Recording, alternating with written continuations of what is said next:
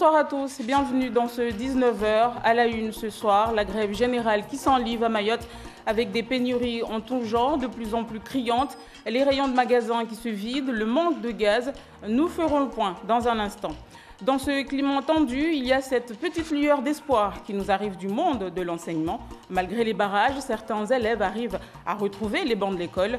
Dans le milieu sanitaire, en revanche, la situation est de plus en plus critique. Parmi le personnel hospitalier, nombreux sont ceux qui n'arrivent pas à rejoindre leur centre de soins.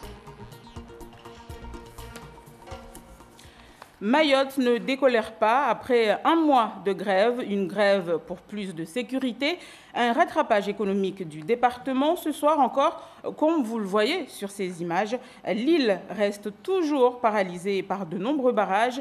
Même les piétons ont du mal à les traverser. Seul le passage des services de secours et les forces de l'ordre est facilité, situation qui pénalise une économie déjà fragile. Nous en parlerons longuement dans ce journal. La pénurie qui s'installe, il n'y a plus de gaz en petite terre. Le plus gros point de stockage de cette denrée pour faire la cuisine se situe dans la commune de Koungou, à Longoni, là où se trouve l'un des plus gros barrages de ce mouvement de contestation. Reportage de Hachim Saïd Hachim et Costa Baharisofa. Le barrage de Longoni joue bien son rôle. Situé à proximité du port, c'est le moins conciliant. Conséquence, c'est toute l'île qui n'est plus approvisionnée en marchandises, y compris le gaz. À Mayotte, 80% de la population utilise le gaz domestique, un combustible capital mais qu'on ne trouve plus dans les points de vente habituels. Un manque, une pénurie, conséquence du mouvement social qui se durcit. Le secteur de la petite terre est fourni en gaz tous les mardis et vendredis, mais rien en ce moment. On nous dit que c'est à cause des barrages, les camions ne peuvent pas barger. Plaques de cuisson électriques, réchaud à pétrole lampant et charbon sont les solutions du moment. J'ai plus de gaz, ça fait déjà un mois que j'ai plus du gaz. J'utilise du pétrole. Puisqu'on n'a pas de gaz, on utilise le pétrole lampant. Mais en ce moment, ce n'est pas facile d'en trouver. Je ne cuisine pas, ce sont mes enfants qui le font pour moi. Ils ont acheté un réchaud à pétrole. On décongèle des plats dans le micro-ondes. Voilà. On a de la chance encore d'avoir l'électricité. Voilà, sinon on achète des sandwichs. Pour pallier à ce manque, les sociétés de distribution de gaz envisagent des opérations d'approvisionnement d'urgence pour alimenter l'île en gaz domestique. Aujourd'hui, le secteur sud de Mayotte a reçu 1600 bouteilles, une opération effectuée en collaboration avec l'intersyndicale. La même opération sera reconduite en petite terre avant la fin de la semaine. Autre conséquence de cette grève, les poubelles ne sont pas ramassées dans de nombreuses communes avec toutes les conséquences que cela représente sur la santé publique. Reportage à Koungou et à Mamoudou de Papino Zaidani et Alda Alidi. Irrespirable, c'est la qualification retenue par ce commerçant contraint d'exercer son activité avec les mauvaises odeurs provoquées par l'entassement des ordures ménagères juste devant son magasin. Ici, dans cette rue commerciale de Magicavo, plus de ramassage depuis une dizaine de jours. Conséquence, les déchets s'accumulent et la clientèle se fait de plus en plus rare. Notre clientèle ne vient plus de notre magasin à cause des mauvaises odeurs. En marchant en face sur la route, ils sont directement impactés par ces odeurs et ils ne prennent même plus la peine de venir nous voir. Du coup, on fait moins de recettes. Si cette situation persiste, les conséquences économiques seront catastrophiques. Car sans recettes, nous serons dans l'obligation de fermer provisoirement notre magasin. Et les commerçants ne sont pas les seuls à se plaindre de ces conditions d'hygiène dégradées. Les habitants du quartier montent également au créneau pour dénoncer ce qu'ils considèrent d'inacceptable. Non mais ça déconne, franchement, ça déconne. Du coup, je peux dire comment, là, on le vit mal tellement qu'on n'arrive même pas à manger quelque chose. Ça fait déjà 3 jours que j'arrive pas à manger à cause du puanteur, quoi. Les odeurs ? Les odeurs et tout, franchement, ça c'est inacceptable, quoi. Invivable, franchement. Des conditions d'insalubrité dans la commune de Koungou et depuis cette semaine, celle de Mamoudzou est également touchée. Les ordures commencent à s'accumuler dans les rues comme ici en plein centre-ville. Les camions de poubelles sont à l'arrêt, plus de ramassage, car le quai de transfert de Hamaha est saturé.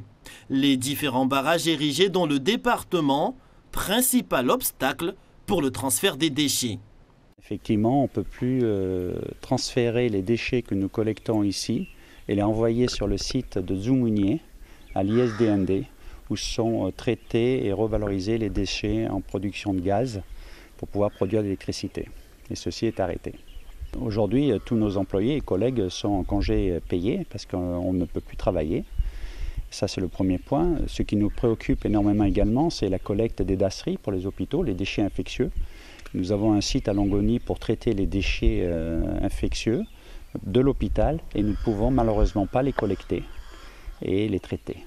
À terme, les risques provoqués par cette situation sont principalement sanitaires. Star Mayotte recommande à tous de faire le tri des déchets en urgence, un geste citoyen qui permettrait de réduire de 30% le volume des déchets qui jonchent la rue. Vous l'aurez compris, ce mouvement touche tous les secteurs d'activité. Dans le secteur agricole, par exemple, les éleveurs sont dans l'impossibilité de nourrir leurs animaux faute d'approvisionnement en aliments pour animaux. Ils ne peuvent pas non plus les transporter à l'abattoir. Situation préoccupante, notamment pour Eladine Harouna, jeune aviculteur installé à Tingoni, dans le centre-ouest de l'île. Lénis Adachim et Atoumani Simba l'ont rencontré. C'est probablement la dernière fois que cet éleveur nourrit les 4000 poulets que compte son cheptel. Et la Dinarouna s'attend à traverser une période difficile. Plus de 1000 poulets sont arrivés à maturité depuis quelques jours, mais ne peuvent être abattus à cause des barrages. L'atelier qu'on sert pour abattre les animaux se trouve entre deux barrages, celui de Kokoni et de Tsarano. Du coup, des grosses difficultés pour ramener les poulets à l'abattoir, mais aussi de les sortir pour les renvoyer dans les grandes distributions. Et puis, nous, actuellement, on est organisé en filière, ce qui est très difficile, parce qu'il y a toute une mise en place qui a été fait, un planning qui a été fait pour une année. Et tout ce planning-là est en train de couler et de tomber à l'eau, parce qu'on a des poussins qui sont dans les couvoirs, qui doivent être sortis pour venir dans les exploitations, on n'arrive pas à les amener. Les animaux qui sont dans les exploitations, il faut les nourrir.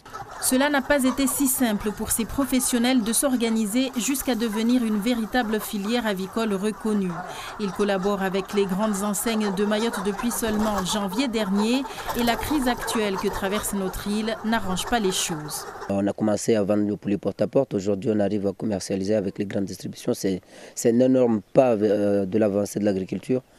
Et voir cette filière couler, c'est une perte totale pour Mayotte. Et moi, ce qui me choque, c'est que si on continue comme ça, c'est sûr et à coup sûr qu'on va fermer les portes. C'est à coup sûr. Parce qu'on travaille avec du vivant, c'est pas de la matière inerte, c'est hyper compliqué. On peut gagner de l'argent, mais en une semaine, on peut tomber en faillite. Cependant, comme ses collègues, ce jeune aviculteur ne veut pas baisser les bras. Il compte sur l'indulgence de certains grévistes présents sur les barrages pour pouvoir transporter ses poulets à l'abattoir. Autrement, c'est tout un cheptel qui pourrait disparaître. Eux aussi craignent pour leur entreprise. Eux, ce sont les entrepreneurs du BTP, des transports, des services. Pour certains chefs d'entreprise, les risques de licenciement massif sont plus que jamais d'actualité. Une de nos équipes s'est penchée aujourd'hui sur les difficultés d'une entreprise de transport. Reportage Gervais Nitieux et Olivier Journia. Pas le moindre bruit de moteur. Ce dépôt a les allures d'un cimetière. Les bus sont à l'arrêt à cause des barrages érigés sur les routes.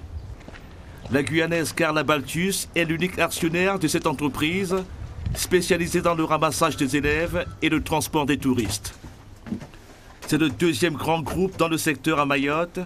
Son chiffre d'affaires est de 3 millions d'euros. Comme on dit souvent, une semaine d'inactivité, c'est 2% du chiffre d'affaires en moins. Donc c'est catastrophique. On est mathématiquement déficitaire cette année. Le service d'exploitation, c'est le cœur de l'entreprise. Il a cessé de battre début mars. Et là, vous voyez bien, c'est le désert absolu. Alors dites-moi, en temps normal, ici, il y a beaucoup d'activités, ça bouge? Oui, ça bouge. Le téléphone sonne tout le temps. Et tout le monde prend les commandes de part et d'autre. Le groupe emploie 70 salariés, mais aucun n'est présent sur le site. C'est la conséquence directe de l'immobilisation des bus. Quels que soient les postes, puisqu'on a différents postes dans l'administration, au garage, tous ces gens-là n'ont plus de travail. Et enfin, je veux dire, on n'a plus d'activité. C'est zéro chiffre d'affaires. Aujourd'hui, nous sommes à plus de 200 000 € de pertes. Tous les programmes de développement de l'entreprise sont gelés. Le groupe a acheté ce terrain de 250 mètres carrés fin décembre à 150 000 €. Il avait prévu d'y construire cette année un immeuble pour installer des bureaux et des salles de formation. Le projet est remis en cause. On n'a plus l'apport, tout simplement, au projet, puisque quand on fait appel à une banque, il y a une partie d'apport de l'entrepreneur et une partie de la banque. Et aujourd'hui, on n'a plus cet apport. On l'a perdu avec les pertes financières de la grève. Face à la menace qui pèse sur son groupe, Carla Balthus entreprend de négocier avec les banques. Objectif, obtenir une augmentation des découverts. Si la banque me permet de souffler quelques mois, de tout décaler sur quelques mois, je pourrais... Tout décaler, ça veut dire ? Tout décaler, ça veut dire les prélèvements qui sont prévus ce mois-ci, de les mettre dans 4 mois. Dans un idéal, je pense que je pourrais rebondir si l'activité et la grève s'arrêtent rapidement. Sans le soutien inconditionnel des banques, Carla Balthus assure que son entreprise, durement affectée par la grève générale, mettra la clé sous la porte. Et pour davantage d'explications, Misbahoudine Bakar nous a rejoint. Bonsoir Misbahoudine. Bonsoir Siti. Alors pendant cette grève générale, beaucoup de salariés se demandent si à la fin du mois ils seront payés. Qu'en est-il exactement ? Alors la réponse juridique est claire. Le Code du travail ne prévoit pas de rémunération lorsqu'il n'y a pas de travail effectif. Alors le principe qui s'applique est celui du non-paiement du salaire. Et est-ce qu'il y aura des cas par cas pour notre département ? Alors les entreprises locales ont déjà commencé à déposer des demandes de chômage partiel auprès de la DIECT. C'est une procédure qui permettra à court terme de couvrir 1000 heures de travail par salarié. Mais c'est une procédure qui nécessite que les entreprises avancent les salaires et puis ils vont être remboursés. Or, selon le MEDEF, plusieurs entreprises n'ont pas de trésorerie suffisante pour faire face. Et donc, on l'aurait compris que le versement n'est pas obligatoire, il se fera au cas par cas. Mais une chose est sûre, nous avons contacté 2 employeurs publics, qui est le conseil départemental, qui se dit être en mesure de payer les salaires de ce mois de mars. Mais si la grève continue, ceux d'avril ne seront pas garantis. Il y a aussi la CIM qui fonctionne avec 40% d'effectifs, qui se dit aussi être en mesure de payer ce mois de mars. Alors, la grève Misbahoudine, il en sera aussi question dans le Kalawadala de ce soir. Oui, tout à fait. Je reçois les 2 candidats finalistes, Ramlati Ali et Lad Chakrina. Plusieurs sujets seront évoqués. On parlera notamment des conséquences économiques de ce mouvement de grève. Merci beaucoup, Misbahoudine Bakar. Et on notera également que le candidat Bakar Ali Boto, arrivé en 3e position dans cette législative partielle, a annoncé son soutien à Ramlati Ali, tout comme le président du MDM, Aïnoudine Salim. Le 2e tour de cette élection aura lieu donc dimanche, un scrutin sous la menace de boycott de certains leaders syndicaux qui menacent tout simplement de renforcer les barrages, des barrages qui ont déjà beaucoup de conséquences sur la situation sanitaire de Mayotte. Dans certains centres de soins comme à Kahani, le personnel médical a du mal à se rendre sur place. Reportage, Lainissa Dachim et Daniel Abdou. Les salles d'attente sont restées vides. Ce patient qui s'est rendu à l'hôpital de Kahani ce matin ne peut être pris en charge faute de personnel. Les agents, de nuit en particulier, comptaient exercer leur droit de retrait suite aux menaces d'agression de la part d'un groupe d'individus il y a quelques jours, au lendemain d'une bagarre entre jeunes dans le secteur.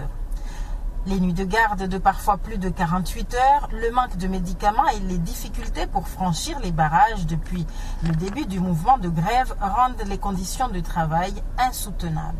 Pour traverser les barrages de Kokoni, arriver à Tsararano, il faut passer dans les forêts.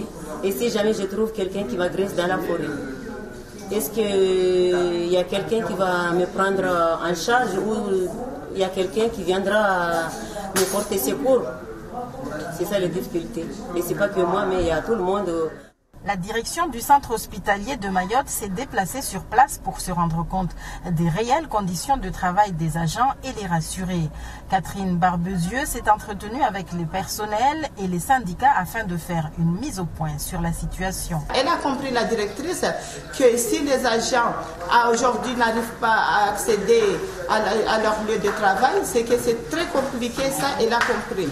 Et que nous avons aussi le devoir de rassurer, de ne pas forcer les agents à faire les passages si ça devient compliqué ou bien si ça devient dangereux pour un agent. On ne veut pas prendre ce risque-là. Comme de nombreux professionnels, les conséquences du mouvement de grève avec les barrages impactent fortement l'hôpital. La question est de savoir jusqu'à quand le personnel pourrait tenir si le conflit perdure. Une relative bonne nouvelle tout de même dans cette situation extrêmement tendue depuis un mois, la reprise des cours petit à petit dans certains établissements scolaires. René Lataste et Anastasia Laguera nous racontent. Très bien, on a travaillé sur la tristesse hier. Une maîtresse dans sa classe, une image qui était devenue rare ces derniers temps. 10 jours après la rentrée, les parents font reprendre petit à petit le chemin de l'école à leurs enfants. Chaque jour, on a un peu plus d'enfants. Donc là, d'ailleurs, aujourd'hui, moi, je vais pouvoir reprendre le programme parce que j'ai assez d'enfants pour commencer à travailler réellement. Et pour vous, c'est une satisfaction ? Une satisfaction et une fierté même. Les cours ont repris, la classe est ouverte, mais on constate qu'il n'y a strictement aucun parent. Ce que je trouve assez étrange parce que moi, j'habite le quartier, tous les parents habitent le quartier. Il n'y a pas de barrage sur Mamoudzou, les enfants devraient être là. Quand nous avons, par exemple, dans un collège 1000 élèves, nous avons 0 élève dans les écoles qui sont en toute proximité. Ce qui veut dire que les parents... Primaire. Dans le primaire, oui. Ça veut dire que les parents acceptent de laisser leurs enfants aller au collège, mais ne les laissent pas aller dans les écoles primaires. Et là, c'est un appel que je leur fais. Vraiment, un enfant qui ne sait pas lire, qui ne sait pas écrire, c'est déjà un enfant à qui on ne donne pas toutes ses chances. Les chiffres du rectorat sont éloquents. Moins de 5% des écoliers en classe dans le primaire et 34% d'enseignants. En revanche, 20% d'élèves dans les lycées et 30% dans les collèges. Et 70% des profs sont à leur poste. L'insécurité nous touche tous. Nous avons eu aussi à gérer beaucoup de problèmes aux abords des établissements scolaires. En revanche, je crois qu'il faut vraiment faire la part des choses entre ce qui est de l'ordre des adultes et ce qui est de l'ordre des enfants. Au collège de Magicavo, les élèves sont en cours, les profs absents sont remplacés par des collègues ou par des profs d'autres établissements où ils ne peuvent accéder en raison des barrages. Les parents d'élèves sont là pour sécuriser le trajet à pied, comme le reste de l'année. On a eu 240 élèves le premier jour. Ils ont bien compris que l'établissement était ouvert et qu'on pouvait les accueillir. Donc dès le lendemain, on a eu à peu près 1300, 1350 élèves et c'est ce que l'on a tous les jours. Sur combien ? 1669 élèves attendus tous les jours. Au lycée Bamana, les lycéens de terminale sont très motivés par le bac. Dans 90 jours. On a 900 là pour le moment. Et hier, on est sur 2500 et on est monté jusqu'à 1300 hier. Essentiellement des terminales. On a doublé nos effectifs. Mais on est un petit peu chanceux parce qu'on habite quand même, on est sur le centre de Mamoudzou. Et jusqu'aux vacances, on a fonctionné avec 95% de notre effectif. Donc on a pu faire un bac blanc, on a pu faire les épreuves de langue. On s'en était bien sorti jusqu'à présent, mais là c'est bien difficile. Mais on reste ouvert pour que les élèves puissent bénéficier des cours et puissent continuer leur apprentissage et préparer au mieux le baccalauréat. On fait ce qu'on peut. Le vice-rectorat a passé une convention avec le Centre national d'enseignement à distance, le CNED. Des cours exceptionnellement mis à disposition, et gratuitement, des 3700 futurs candidats au bac. Une aide qui ne remplacera quand même jamais le professeur. La situation sociale du département qui inquiète aussi les Mahorais installés à La Réunion ou dans l'Hexagone. Une cinquantaine de Mahorais s'est ainsi retrouvée sur la place des Invalides à Paris pour dire son soutien aux manifestants de Mayotte. Eux aussi appellent à continuer le mouvement pour plus de sécurité dans l'île et un rattrapage économique et social du 101e département. Je vous propose de les écouter. Il y a eu 15 directives qui ont été données, mais ce n'est pas tout ce qu'on avait demandé. Donc le collectif d'Île-de-France, de Mahorais d'Île-de-France, et qui sont en parallèle avec les Mahorais de Mayotte, on maintient le mouvement pour qu'on ait gain de cause par rapport à les demandes qui ont été faites. Ça n'avance pas, on nous donne des mesurettes, nous on a besoin des mesures, on a besoin du concret, les bonnes paroles on en a assez entendu. Maintenant nous voulons que l'État agisse mais fort et bien. Mayotte est la poubelle de la République, ça c'est inacceptable, nous on ne peut pas l'admettre, d'autant plus que pas plus tard qu'hier. Il y a un jeune de 28 ans, on a ligoté les pieds et les mains, a été massacré par des étrangers, alors qu'il Mayotte est département tout de même. Des propos recueillis par nos confrères de La Première à Paris. C'est la fin de cette édition. Merci à vous de l'avoir suivi. La principale information à retenir, l'enlisement de la grève qui a pour conséquence des pénuries de plus en plus criantes. Les rayons de magasins se vident. La situation est de plus en plus critique également dans le milieu sanitaire où de nombreux agents rencontrent des difficultés à rejoindre leur centre de soins. On se quitte sur ces images de blocage de Mayotte vues du ciel. Images signées Noam Youssouf. Bonne soirée à tous et à demain.